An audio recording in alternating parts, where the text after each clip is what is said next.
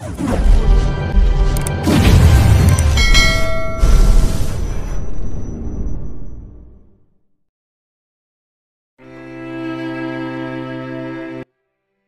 masabi si Maddox. Mabagal siyang pumunta doon at tumingin siya pabalik kay Pamela sa bawat hakbang niya. Umaasa siya na bawiin ng asawa niya ang utos nito. Gayunpaman patuloy si Pamela sa paghikayat at ngumiti siya. Papunta sa isang problema si Maddox. Sa huli, kinagat ni Maddox ang ngipin niya at nagdesisyon na siya para pumunta kay Zora at sa iba. Nag-uusap na masaya ang grupo at nabigla sila nang tumingin sila kay Maddox. Mr. Stewart. Si Krista ang una nakapansin na may mali at tinanong niya, "Ano yon?" Mukhang tense at istrikto si Maddox.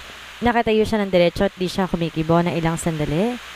Nang biglang umiti siya, ang iba lumaki ang mga mata at napaatras. Tumitig sila sa kanya na para bang di makapaniwala. Makalipas sa ilang sandali na puno ng tawanan ng maliit na cafe. Mabilis lumapit si Pamela nang marinig niya ang ingay at nakita niyang tumatawa ang grupo. Halos mahulog din sa upuan sina Zora at Franco. Pagkatapos tumingin si Pamela sa asawa niya.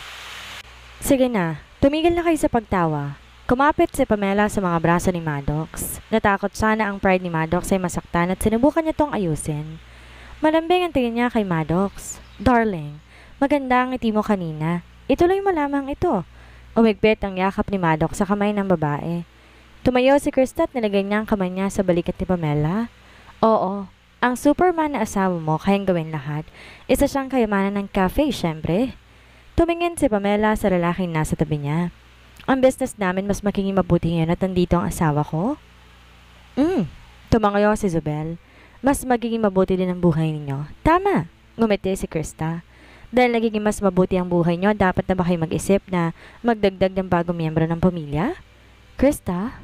Namutla ang mukha ni Pamela. "Anong dapat mo ikahiya? Kailan niyo ba ito gagawin? Di na ako makapaghintay na maging isang ninang." "Eh di ako magiging ninong?" Mabilis na wika ni Isabel. Sumingit si Franco. "Para naman ako. Bakit hindi sila mag-anak ng ilan na parang isang bata para bawat isa sa atin?" Ang cafe na puno ng kaligayahan. Ang mood tama lang. Gayunpaman may ilang itim na Porsche na huminto sa harap ng shop. May grupo ng mga lalaki na nakasuot ng itim at bumaba. Hawak ang mga basket ng bulaklak at walang ekspresyon sa mga mukha. Binaba nila ang mga bulaklak sa porch at tumayo sila sa bawat tabi na may seryosong ekspresyon. Nabigla ang lahat ng nasa cafe. Kumunot ang roon ni Maddox at nilagay niya sa likod niya si Pamela. Pinanood niya ng alertong nasa labas. Pumasok si Thomas nang nakangiti. Tumingin siya sa paligid at pumili siya ng mesa para maupo at magdekwatro. Tumingin si Krista sa lalaki. Nanginginig siya. Ngunit hindi niya alam na ang mga mata sa likod ng shades pinapanood din siya. Saglit na wala ang ngiti sa mukha ni Thomas bago siya huminga na malalim. Tumayo siya para lumapit kay Maddox. Tinipik niya na mayabang ang balikat ni Maddox. Umiwas si Maddox sa isang tabi at inalis niya ang kamay ni Thomas nang may malamig na tingin. "Denver, magtropa tayo." Suminghal si Thomas. "Bakit di mo ako sinabihan i-congratulate ka sa grand opening?" Tumingin na malamig si Maddox kay Thomas. May alerto at mapanganib na tingin sa kanyang mga mata. Tumawa na malamig si Thomas habang tumingin siya sa lalaki. "Denver, ang rental at renovation cost magastos, ha? Saan mo nakuha ang ganito kalaking halaga ng pera? Wala ka nang pakialam doon." Tumingin na malamig si Maddox. "Inalagaan din kita nung nakulong ka. Pwede mong sabihin sa akin kung kulang ang pera mo at papahiram ko to sa'yo?" "Salamat pero hindi ko to kailangan." "Denver, hindi ka katulad ng sinabi nila, hindi ba? Na umasa ka sa asawa mo." Tumingin si Thomas kay Pamela na siyang nasa likod ni Maddox na magsalita siya. Humigpit ang mga kamao ni Maddox. Ang mga ugat sa braso niya halata na. "Tumigil ka sa kalokohan mo." Ang boses ni Pamela biglang sumabog. Pumunta siya sa harap ni Maddox. Malaki ang mga mata niya, determinado at walang takot. Baka nga mahinay siya sa ibang mga bagay.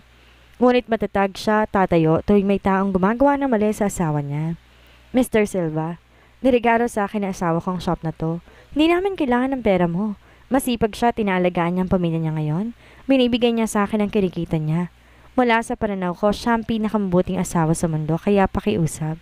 Mag-ingat ka sa mga sinasabi mo sa susunod. Tumigil ka sa panghuhusga ng iba. Napakaluma ng standard mo." Kumarap si Thomas. Maingat niyang sinuri ang babaeng nasa harap niya. Pumito siya makalipas ng ilang sandali at sinabi niya, "Ganda. Hindi naman sa lumang standards ko. Hindi lang talaga mabuti ang asawa mo." "Ha? Alam mo ba kung bakit siya nakulong dati?" "Thomas Silva." Biglang tumayo si Krista at tumitig siya kay Thomas. "Hindi ka welcome dito kaya pwede umalis ka na?" Naramdaman ni Thomas kumirot ang puso niya. Tumalikod siya na mabagal at tinanggal niya ang shades niya. 8 taon nang lumilipas. Ang taong nasa harap niya ngayon tila nagbago. Ang tingin nito sa kanya ngayon di na tulad ng tingin nito sa kanya noon. Pinilit ni Thomas na ngumiti. "Miss Griffin, kamusta ka na?" Hindi ito pinakinggan ni Krista at sinubukan niyang lahat para di manginig ang boses niya. Huminga siya na malalim. "Thomas, ngayong araw ang grand opening ng negosyo ng kaibigan ko. Ayaw namin masira ang pagsasayanan dahil sa'yo. Sana'y maging maunawain ka at umalis ka na." "Sino nagsabing nandito ako para sirain to?" Suminghal si Thomas at tumuro siya sa 2 linya ng mga basket ng bulaklak sa labas. "May dala akong mga regalo. Bukod pa dito, tinatanggap ang gantong tao bilang isang kaibigan?" Ang tingin ni Thomas walang galang habang umisi siya. Kumunot ang noo ni Krista habang nakinig siya. "Si Pamela, ang best friend ko. Dahil kasal sila ni Denver, kaibigan ko rin siya. Pinagbabawal kong kahit sinong sirain ang lugar ng kaibigan ko." Humigpit ang kamay ni Thomas na nakahawak sa shades. Tumingin siya sa tahimik kay Krista. May maliit na tawa sa kanyang mga mata. Ang babae tulad pa rin ng dati. Tapat, biased sa mga malalapit sa kanya. At totoo. Ngunit hindi alam ni Krista na ang mundo ay maraming patibong. Paano kung aksidente siyang umapak sa isang walang hanggang bangin? Matagal tumahimik si Thomas bago siya ngumiti at kumaway siya para papasukin ang mga tauhan niya. May higit sa 10 lalaki na kasuot ng itim ang pumasok sa malit na cafe at ang mood biglang nagbago. "Miss Griffin, nagbibiro ka siguro." Ngumiti si Thomas. "Hindi ako pumunta dito para sumira ng kahit na ano. Isa akong customer, Miss Stewart at Mrs. Stewart." Ang sabi niya habang nakatingin sa magkasintahan. "Gumawa kayo ng isang tasa ng kape para sa amin. Latte na walang asukal." Hindi inaasahan ni Pamela ang ganitong bagay. Kahit mahinahon siya sa labas, mabilis ang tibok ng puso niya. Napahawak si Pamela sa braso ni Maddox at tumingin siya na may takot. Tila walang pakailam si Maddox habang lumalapit siya at sinabi niya sa malalim na boses, "Hindi sapat ang ingredients namin ngayong araw at di namin kaya mag-serve ng maraming tao. Pwede kayong bumalik bukas kung gusto ninyo ng kape, Mr. Silva. Ayos lang ang dessert kung walang kape." Kumuha ng cookie si Thomas nang makita niya na meron sa mesa. Gayunpaman, mabilis sinila ni Maddox ang tray at tumingin siya ng malupit kay Thomas. Huminto si Thomas bago niya sinubukan kurin ang braso ni Maddox na may agresibong tingin. Maingat si Maddox. Sa isang galaw na ang katawan niya, nahuli niya ang braso ni Thomas. Pareho silang nasa isang stalemate at naging tense ang mood. Ang mga lalaki may suot ng itim sa paligid ay handa na ring sumugod. Pinagpawisan ang likod ni Pamela. Sumuntok si Thomas at nahuli ito ni Maddox. Ang ekspresyon ni Maddox malamig. Nabigla si Thomas sa pressure na to. Binigkas ni Maddox ang bawat salita. "Mr. Silva, pwede kang pumunta sa boxing club ko kung gusto mong magsanay. Pwede ako makipag-sparring sa'yo. Pero opening ng cafe ng asawa ko ngayong araw. Mas mabuti kung hindi ka gagawa ng gulo. Kung hindi, baka hindi ako kayanin ng mga tauhan mo." Kumunot ang noo ni Thomas. Yumuko siya para tumingin sa kamay ni Maddox. May parte ng balat sa likod ng kamay ni Thomas na napaso, ngunit ang likod ng kamay ni Maddox ay malinis at walang bahid ng sugat. Ngumiti si Thomas at mabagal niyang didiretso ang kamay niya sa tabi niya. Tumakbo si Pamela patungo kay Maddox at tumingin siya na maingat kay Thomas. Masaya siguro magkaroon ng isang mapagmahal na asawa. Nagsasalita ng pabiro si Thomas. "Mrs. Stewart, ang kahit sinong lalaki mas mabuti sa lalaking to na may itsura lang. Marami akong bata at matinong lalaki sa pinamumunuan ko. Pwede ko silang ipakilala sa iyo." "Ikaw!" Nagalit si Pamela at may sasabihin sana siya ngunit sumugod si Krista at sinampal niya ang lalaki. "Krista, lumabas ka na." Tumingin na masama si Krista sa lalaki. "Lumayas ka." Tumayo ang mga lalaki na kasuot ng itim, ngunit pinigilan sila ni Thomas nang itaas niya ang kamay niya. Hinimas niya ang isang panig ng mukha niya na para bang ang sakit ay dumiretso sa puso niya. Umiti siya at tumingin siya kay Krista, ngunit puno ng lungkot ang kanyang mga mata. Bakit ka naging ganito? Nanginginig ang boses ni Krista. Thomas, dalhin mo ang mga tauhan mo at umalis na kayo. Huwag mo nang abalahin ulit ang kaibigan ko. Tumango si Thomas at mabilis siyang bumalik sa maangas na sarili. Sinuot niya ang shades at kumaway siya. Ang mga tauhan niya ay sinamahan siya palabas ng porch. Ang mga Porsche sa pinto umandar na ng mabilis. Nang tumahimik ang cafe, naramdaman ng lahat na naiwan ng takot. Dahan-dahan niyakap ni Maddox si Pamela habang si Pamela ay nakatingin na nag-aalala kay Krista. Hindi maganda ang itsura ni Krista. Maputla siya at kailangan niya ng suporta sa mesa para tumayo. Nang lumabas sa shop si Thomas para bang kinuha niya din ang kaluluwa ni Krista. Naging matapang si Isabel at tinawakan niya ang kamay ni Krista. Ngunit nabigla siya na maramdaman niya na malamig ito. Lumapit si Pamela para yakapin si Krista at sinabi niya na mahinga sa tenga nito. Krista, ihahatid na muna kita pa uwi. Matagal na tahimik si Krista bago siya umiyak. Pasensya na. Umiling na nakangiti si Pamela at inayos niya ang buhok ni Krista. Pagkatapos ay sinabi niya kay Maddox na ito nang bahala sa mga customers sa cafe bago siya umalis kasama si Krista. Samantala, umupo si Thomas sa loob ng kotse. Kahit ng air conditioner nasa mababang temperatura, nagiinit pa rin siya sa galit. Kinarot niya ang noon niya at naramdaman niya na nabawasan ang sakit ng ulo niya. Gayunpaman, ang kirot sa puso niya ay lumaki lang lalo. Ang unang araw na napunta siya sa kulungan, alam niya na hindi siya mula sa parehong mundo ni Krista. Di niya kayang alagaan ng habang buhay si Krista. Ang magagawa niya lamang tumingin kay Krista, mamiss ito, at mamatay ng pagprotekta kay Krista. Ito ang rason kung bakit naalarma siya at natakot na makita niyang may kinalaman si Krista kay Denver. Alam niya kung anong klase ng tao si Denver at hindi niya hahayaan na ang isang taong tulad ni Denver ang sakta ni Krista. Basta't may isang taong makakasakit kay Krista, ilalayo nito ni Thomas kahit na may presyo pa itong dapat bayaran. Ito rin ang rason kung bakit laging pinupuntirya si Denver. Ngunit ngayong araw may isang bagay siyang nakumpirma na ang lalaking yon hindi si Denver Stewart. Ang tauhan niya tinapos ang phone call at tumingin to sa kanya na may madilim na ekspresyon at sinabi nito na mahina. Thomas, may balita po mula sa Centralist ang nagsasabi na hindi pa patay si Denver Stewart. Kumpirmado ito? Maingat si Thomas. Nasa Centralist siya ngayon. Totoo po. Tumango si Thomas at kumunot ang noon niya. Sino palang asawa ni Pamela? Base sa sitwasyon, hindi alam ni Pamela na ang pinakasalan niya ay hindi si Denver? Anong binabalak ng lalaking yon? Sunod-sunod na dumating ang mga katanungan sa isipan ni Thomas. Naramdaman niya na para bang pumasok siya sa isang maze at hindi niya mahanap ang exit. Thomas, dahil ang lalaking to hindi si Denver. Aatras ba tayo? Mas mabuti to.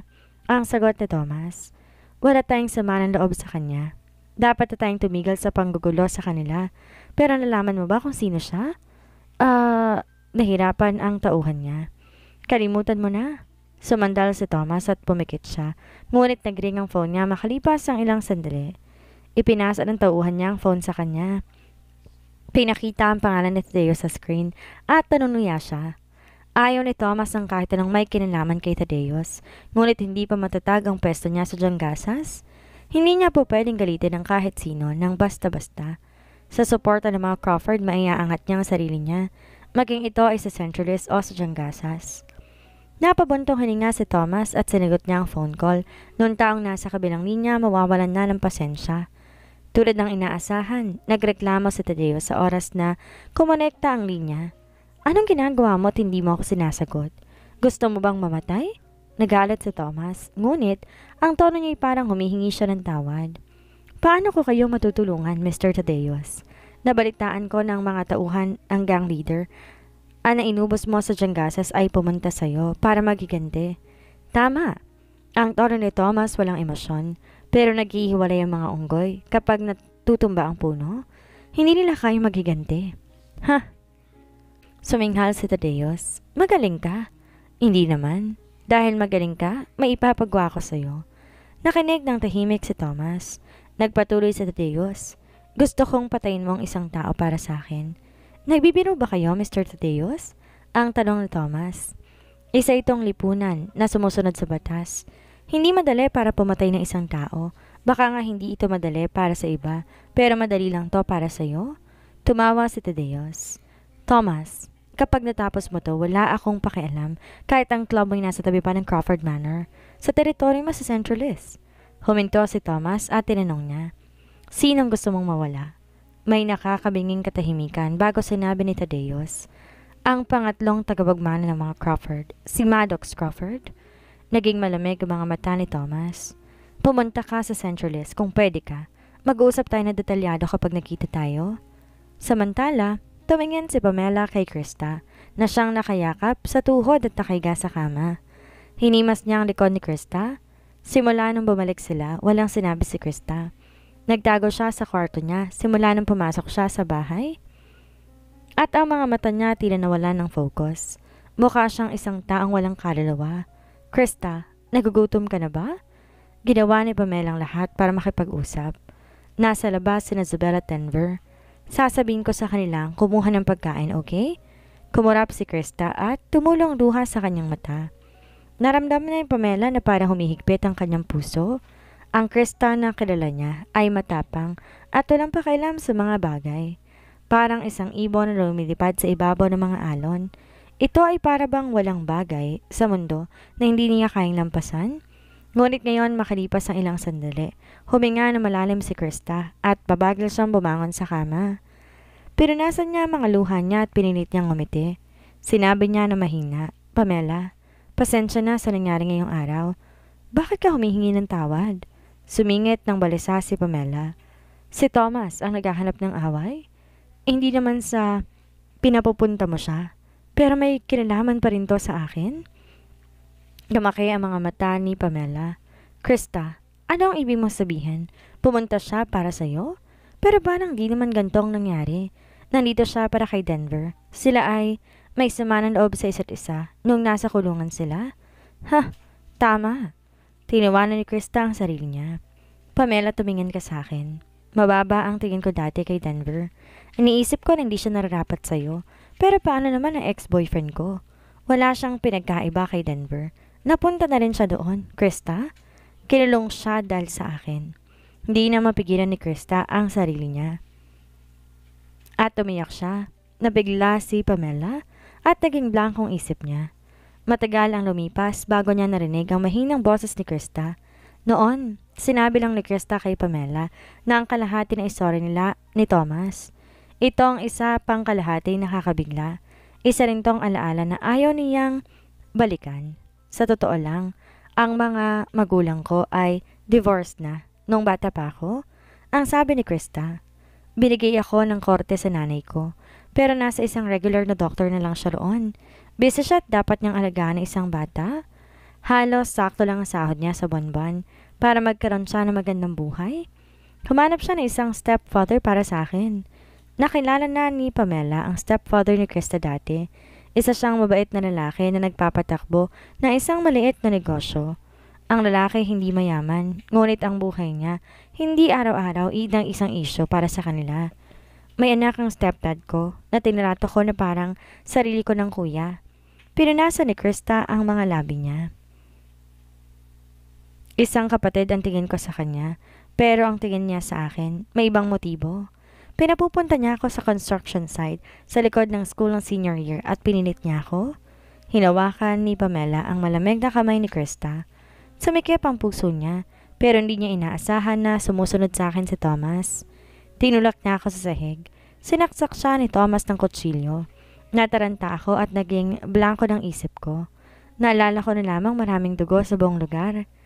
Patuloy si Thomas sa pagsaksak sa kanya at may dugo sa mukha niya. Ang kapatid ko, naliligo sa dugo, hanggang sa may taong dumaan at tinawag ang pulis. Huminga na malalim si Pamela. Kaya nakulong siya dahil dito?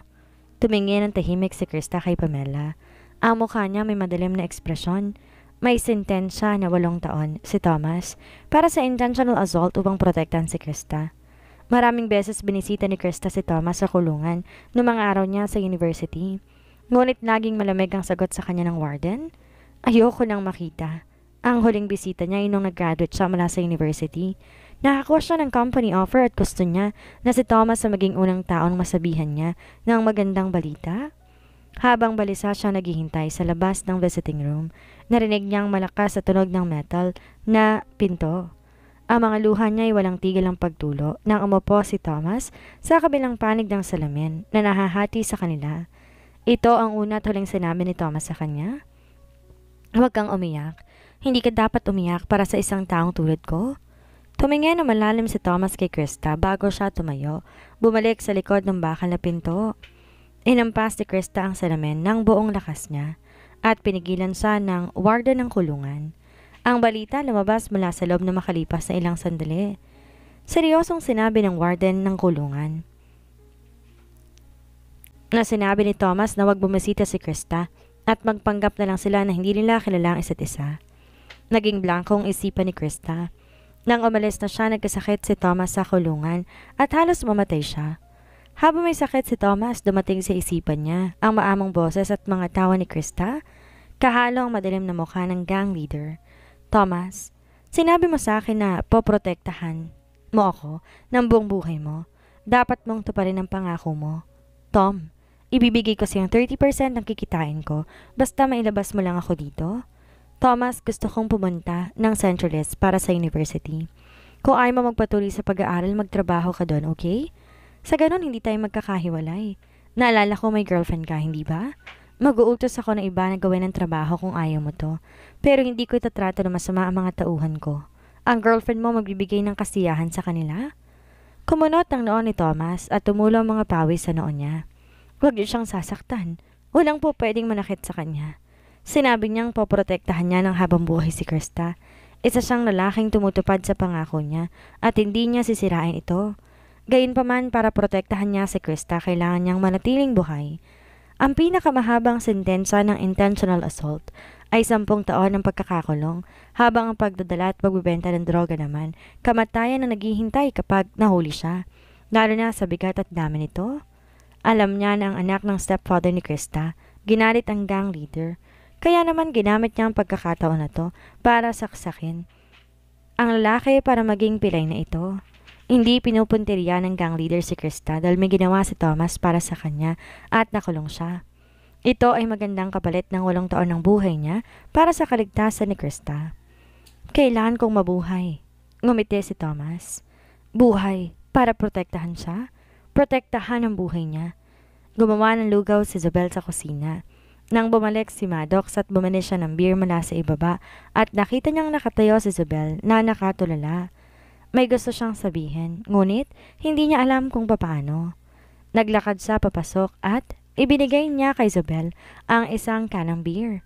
Ngumiti sila sa isa't isa at pumunta sila sa sala. Pagkatapos sa ilang sandali ng katahimikan, tumawa si Isabel at tinanong niya, "Kayo ba lahat? Matagal niyo nang alaman tungkol dito?" Sumagot si Maddox at pagkatapos ay natulala. Nakaraan na ito. Hindi na to kailangan problemahin. Gusto ko rin lipasan na nakaraan. Nagbuntong hininga si Isabel. Pero hindi pa ito nakakalipas para kay Krista? Kumunot ang noo ni Maddox. Kilala niya si Isabel. Hindi pinoproblema ni Isabel ang mga ganitong bagay. Hindi problema sa kanya na ang nakaraan ni Krista at gusto niya lamang ang kinabukasan kasama ni Krista. Gayunpaman, paano siya magiging ayos lang kung pumasok siya sa puso ng iba habang may laman pa ito? Nasa gang ang lalaking iyon? Ang sabi ni Maddox habang nagpatuloy siya na may mahinang tono. Hindi siya po pwedeng makita sa publiko. Tumingin si Isabel kay Maddox. At isa kang doktor. Nagpatuloy si Maddox. Pwede mong hawakan ang kamay ni Krista habang naglalakad ka sa publiko? Pwede mo siyang bigyan ng maayos na buhay. Panalo ka na base pa lamang sa ganito. Panalo na ba ako? Sumimangot si Isabel. Oo, isa akong doktor. Pero hindi ko siya kayang gamutin. Gustong tapikin ni Maddox ang balikat ni Isabel. Ngunit, huminto ang kapa niya sa ere. Binaba niya lang ito makalipas na ilang sandali. Nakahinga si Pamela sa yakap ni Maddox nang umuwi si Maddox ng gabi at tumiga sila sa kama. Gabi na ngunit hindi makatulog si Pamela. Ang mga bituin kumaslap mula sa photo frame sa madilim na kwarto. Tumingin siya sa kalangitan. Matagal na simula nung panoorin niya. Ang gabi na mapayapa. Dahil alam niya na mainit si Pamela, pinaypayan ni Maddox si Pamela habang nakatitig siya sa isang panig ng mukha nito habang nakayuko. Natawa ang puso niya.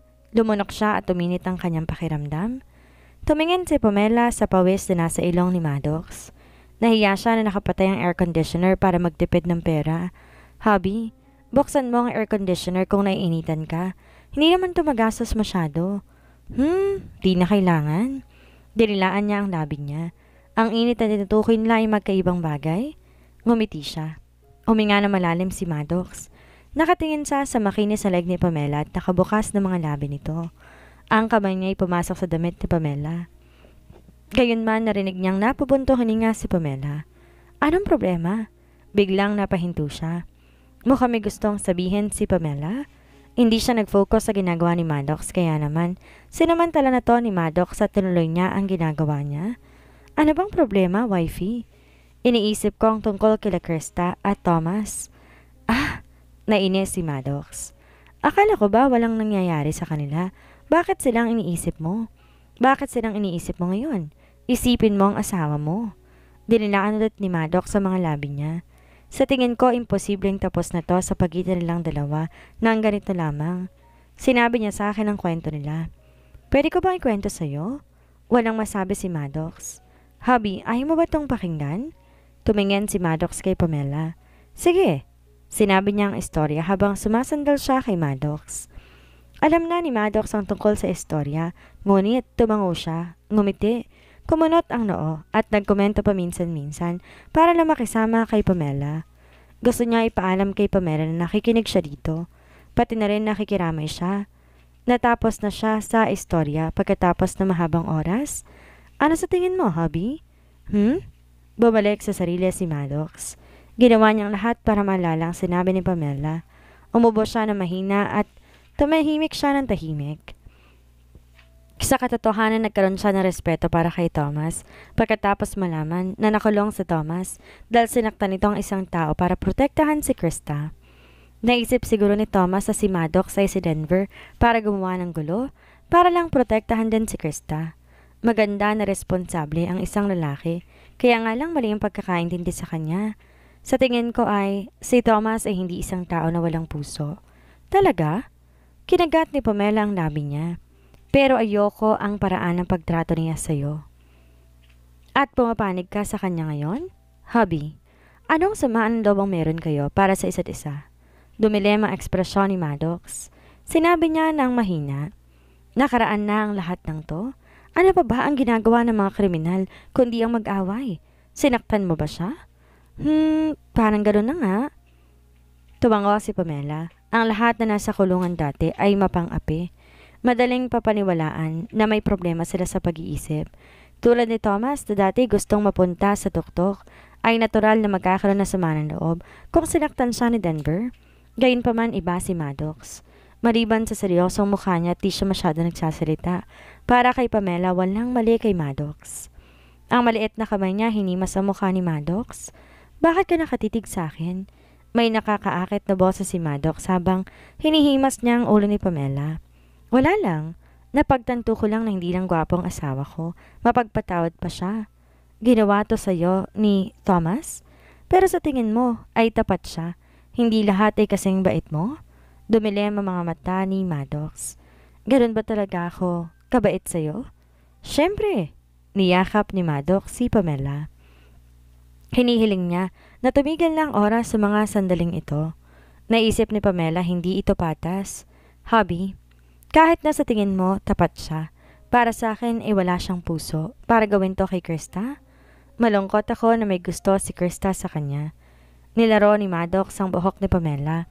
Baka kaya walang awa siyang lumayo kay Krista ay dahil naisip niya na magkaiba sila ng mundo dahil nakakulong siya noon at nasa isang gang na siya ngayon.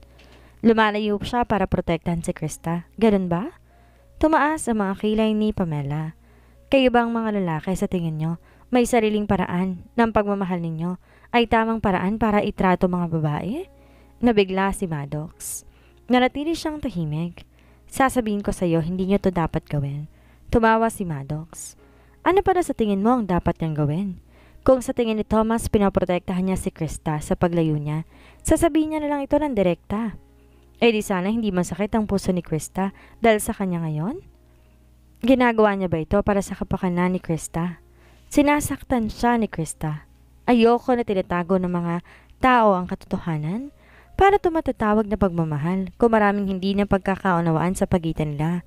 Ngumuso si Pamela habang nagsasalita siya. Ang boses niya naging mahina. Kahit na may tinatago ako sa'yo dati, umamin din ako sa huli. Kahit anong mangyari, wala akong tinago sa iyong kahit ano simula noon. Napaturon ang puso ni Maddox at kumunot ang noon niya. Yumakap si Pamela sa leg ni Maddox at lumapit siya na nakakaakit. Sa sobrang sweet niya natunaw ang puso ni Maddox. Hubby, pwede bang wala ka nang itatago sa akin simula ngayon? Lalo na't huwag kang maging tulad ni Thomas. Ang sinabi ni Pamela parang isang tinik sa lalamunan ni Maddox. Gayunpaman niyakap lang ni Maddox sa mahigpit si Pamela at hinimas niya ang likod nito. Di niya alam kung kailan nakatulog si Pamela sa yakap niya. Habang binaba niya ang ulo ni Pamela, inamoy niya ang bango nito. Hinimas niya ang makinis na mukha nito gamit ang daliri niya. Biglang naisip niya na ang bawat sandali na nagsama sila ay isang biyaya. Dapat niya bang ibalik ang biyayang to sa darating na panahon? Huminga siya na malalim at pumikit siya. Inalis niya lahat na nasa isip niya. Kahit ano pa ang mangyari, mananatili siya sa tabi ni Pamela. Kahit anong mangyari, gusto niyang makasama ng habang buhay si Pamela. Pero, paano na lang kapag nalaman niyang hindi talaga ako si Denver? Na ako ay si Maddox Crawford na nagtatago lang sa ibang katauhan. Nagtago si Genaro sa likod ng Iris at sumilip siya. Pagkatapos kumain ni Pamela ng agahan, hinalikan siya ni Maddox sa pisngi. Nagpaalam siya at tumalis siya. Nakahinga na ng maluwag si Maddox at pumunta siya sa courtyard habang nilalagay niya mga kamay sa kanyang bulsa. Sumunod si Franco sa likod niya. Tinepek niyang balikat ni Franco at pumasok siya kasama ito habang nakangiti. Tumingin si Genaro sa kanya na may plastic ng ngiti. Kailan mo ba ako ipapakilala sa kanya? Hindi mo ako po pwedeng tratuhin na parang invisible ako habang buhay? Ikaw! Ngumiti si Maddox at tumango siya. Maghintay ka. Isipin mo na lang na ganito. Kapag nakita ni Pamela ang isang manyak na naging rason kaya naaksidente siya sa kotse, ikaw ba'y kalokohan? Tatamaan ako ng kidlat kung nag-isip ako ng masama tungkol sa kanya. Tama na. Kumaway si Maddox. Sigurado, ipapaliwanag ko sa kanya kapag nagkaroon ako ng pagkakataon. Kahit ano pang mangyari balang araw, ipapakilala kita sa harapan niya, okay? Ngumuso si Genaro. Tumango siya, ngunit palihim siyang nagalit. Umupo si Genaro ng dire-diretso upang sabihin kay Maddox ang isang mahalagang bagay. May mahalaga akong sasabihin ngayong araw. Noong nakaraang linggo, nakita ko isang tao noong nasa bakasyon ako sa Hot Spring Hotel. Sino? Lumunok si Genaro at sinabi niya ng mahinang boses. Si Denver. Naging madilim ang mga mata ni Maddox. Nakakatakot ang kanyang mga mata. Anong sinabi mo? Nabigla din si Franco. Buhay pa ba siya? Ano ang gagawin ni Maddox ngayon lamang buhay pa ang tunay na Denver? Matanggap kaya ni Pamela kapag nalaman ang lihim ng asawa? At si Thomas, malaman kaya niya na ang taong pinapatay sa kanya ay ang nagpapanggap na Denver na asawa ni Pamela? Yan ang ating aalamin sa susunod nating kabanata.